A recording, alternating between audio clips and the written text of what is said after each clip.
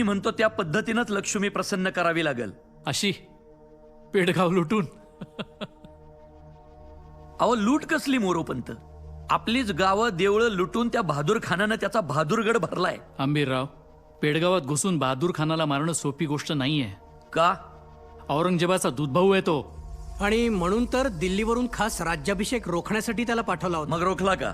त्याच्या नाकावर टिच्चून आपण समद्यांनी केलाच की राज्याभिषेक. राज्याभिषेक रोखला नाही, पण तो रोखण्याकरता उत्तरेला शेगूळचा खंडोबा, भगवती माय, लक्ष्मीनारायण, मोरेश्वर आणि अशीच सोन्यानं मढवलेली कित्येक देवस्थानं भ्रष्ट केली त्या खानानं. गावागावातली मंदिरं ओस पडली आहेत. पिढ्यानपिढ्या पुजलेले देवदेवता तोडून मोडून बहादूरगडला नेऊन टाकलेत त्यांनी.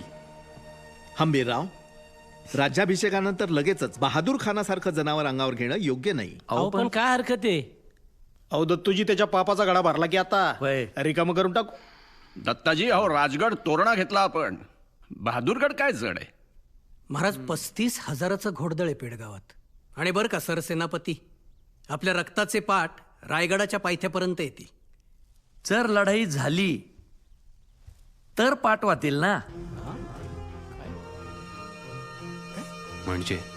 म्हणजे बहादूर उतावीळ नवरा आहे.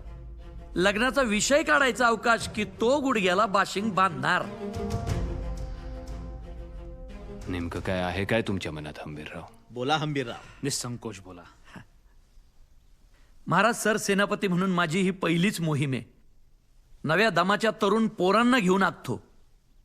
म्हणजे आपल्या महालोजीचा संताजी आहे, यसाजीचा कृष्णाजी आहे, धनाजी जाधव, नागोजी जेधे, वरखडे बंधू, सूर्याजी मालुसरे अशी समधी तरुण पोरं घेऊन जातो.